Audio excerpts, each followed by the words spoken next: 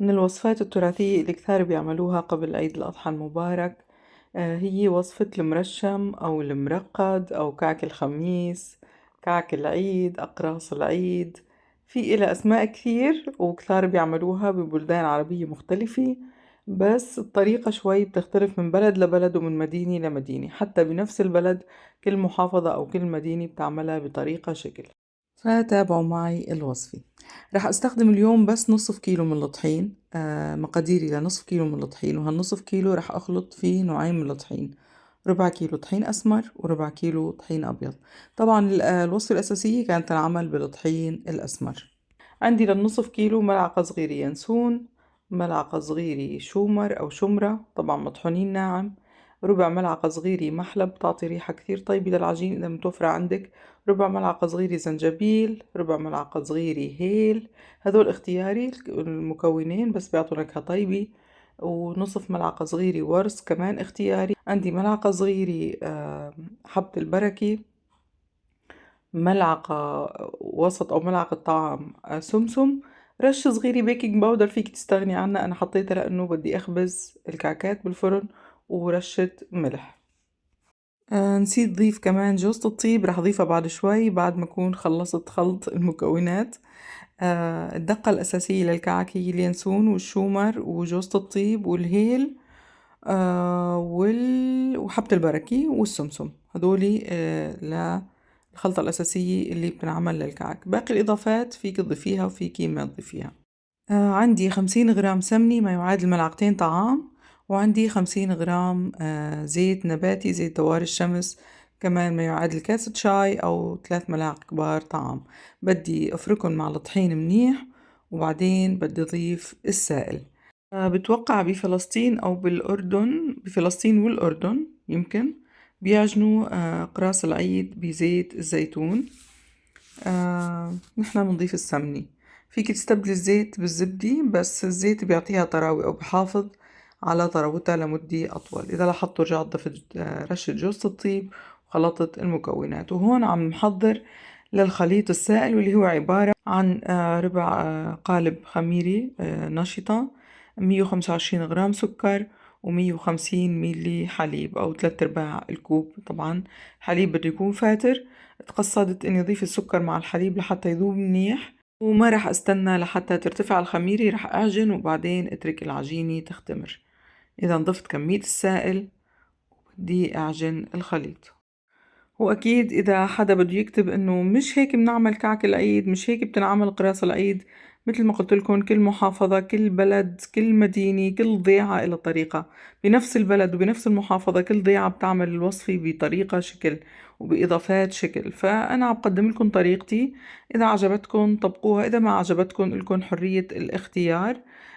بتمنى تعجبكم أكيد، بس يعني أكيد في وصفات كثير وفي طرق كثير وفي نكهات كثير كل واحد متعود عليها، أو إضافات هو بضيفها لأنه متعود على النكهة والطعم.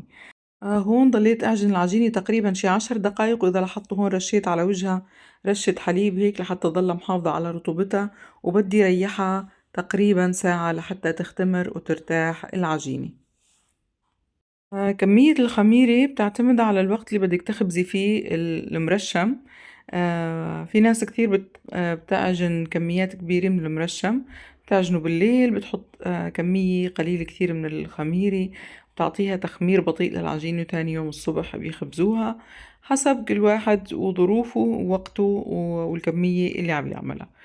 وأكيد حرارة الجو بتلعب دور كبير بالتخمير، فبدنا ننتبه إذا عنا شوب ما نكثر خمير كثير وما نطول على العجينة، وإذا الجو بارد نتركها لحتى تاخذ كفايتها من التخمير. عم فرجيكم هون على القوالب اللي بدي استخدمهم. القالب الأول هو قالب المرشم، هدول القوالب قوالب بسكوت أو كعك بدي استخدمهم لحتى فرجيكم إنه المرشم فيكم تقدموه كمان بطريقة حديثي، إنه مثلا تعملوها قطع صغيرة وتضيفوها لضيوفكن اللي بدهم يزوروكن على العيد. حتى أولادكن اللي معتادين يشوفوا المرشم بطريقة أقراص كبيرة، إذا شافوها على طريقة أقراص بسكوت أو المعمول رح يغشن نظرهم، ورح يفتكروا إنه هاي أكلة جديدة ورح ياكلوا منها. وعلى فكرة المرشم من الأكلات اللي فيها فائدة نوعا ما لتنوع البهارات اللي فيها، وخصوصا إذا انعملت بالطحين الأسمر مع إضافات لحبة البركة والسمسم، أكيد إلها فوائد أكثر بكثير من باقي أنواع الحلويات. لاحظوا هون عم جرب معكم قالب المرشم اللي راح استخدمه، طلعت معي العجينة بكل سهولة. حاولوا إذا بدكم تخبزوا على الصاج أو على القلاية ترققوا القرص، أما بالفرن سمكوها أكثر شوي. هاي القالب اشتريته بسنة من السنين على أساس إنه قالب معمول، بس طلع كبير كثير والعمق تبعه قصير، فحسيته بيسوى للكعك أكثر ما إنه بيسوى للمعمول، فحبيت جربه مع المرشم. فيك تغطي قطعة العجين بسمسم أو سمسم وحبة البركة مخلوطين مع بعضهم قبل ما تطبعي الرسمي. خلي السمسم لفوق وطبعيها على المرشم لحتى تاخذ كل تفاصيل الرسمي. كثير سهل الشغل بالعجينة، ما لبكتني أبدا، لا لزقت بالمرشم ولا اضطريت إني أدهن زيت. يعني كثير كانت سلسة بالشغل معي. طبعا رسمة المرشم إلى دور كبير كمان. في قوالب رسمتها مش واضحة كثير، فعلى الخبز بتختفي الرسمي حسب القالب. مثلا عندي هون أنا جهة بتظهر فيها الرسمي كثير وجهة ما بتظهر فيها الرسمي. هذا القالب كمان اشتريته على أساس إنه قالب معمول، فكمان طلع كثير الحفرة كثير طايشة، يعني ما في عمق بالقالب، فكمان تركته لأنواع البسكوت وحبيت جرب فيه المرشم بقطع صغيرة. شوفوا الجهة الثانية من المرشم عندي قديش الرسمي واضحة والحفرة تبع الرسمي واضحة، فأكيد رح تضلها محافظة على نفس التفاصيل. رح جرب أخبز كم كعكة على قلاية التيفال. حميتها شي بسيط، ما خليتها تحمى كتير لحتى ما تنشوي فورا وتضل عجين من جوا.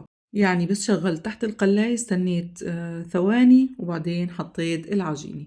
لاحظوا هون عم حاول مدها شوي، عم مددها، عم مدد القرص أو عم رققه بإيدي. فبهالحالة شو رح يصير؟ رح تتمدد الرسمي من تحت. وإذا لاحظتوا أول ما حطيت القرص حطيت الرسمي لتحت فورا لحتى تنشوي الرسمي وتضلها محافظة على شكلها. بس لاحظوا إنه الحفرة راحت، الرسمي مبينة بس الحفرة تقريبا راحت. ليش؟ لأني مديتها بإيدي. بدي أجرب القرص الثاني، ما بدي مدها، بدي أتركها مثل ما هي، بدي أشوف إذا بضل الرسمي واضحة أو لا. الغاز مخفف على الأخير وغطيتها بغطا طنجرة أو غطا القلاية نفسها إذا عندك غطا لقلايتك، وتركتها لحتى تستوي. لاحظوا أخذت لون حلو كثير وبنفس الوقت عم تنشف وعم تستوي من جوا، بس بدها شوية وقت يعني. أنا شخصيا حبيت اللي عملتهم على القلاية أكثر من اللي خبزتهم بالفرن، لأنه متعودة على طعمة المرشم هيك تكون راصة وشوي رطبة ومعجنة من جوا، أو مو معجنة، ناشفة بس بنفس الوقت فيها رطوبة وهيك عم تعلك عليك. بينما اللي بنخبزهم بالفرن شوي بيكونوا قريبين لتركيبة الكعك. طبعا كثار والأغلب بيخبزوها بهالطريقة بالفرن، بس نحنا بنعملها على الصاج. فحسيت اللي بالقلاي قريبي لذكرياتي أكثر. هوني صفيتهم على ورق زبدة وخبزتهم بالفرن على درجة حرارة 220 محمى مسبقا من فوق ومن تحت. أخذوا بين 10 ل 12 دقيقة وأخذوا لون حلو. وشوفوا هالمنظر، هاي القرص اللي خبزته على قلاية التيفال، وهي نتيجة الأقراص اللي عملتهم أو شويتهم بالفرن. لاحظوا هاللون ما أحلى. الرسمي واضحة، يعني توقعت تروح الرسمي بالفرن. على فكرة ما حطيت القراص اللي خبزتهم بالفرن، ما حطيتهم فورا بالفرن، حطيتهم شوي بالبراد لبين ما حمي الفرن، كانوا بردوا. بهاي الطريقة لما تكون العجينة باردة والفرن حامي بضل الرسمي واضحة أكثر.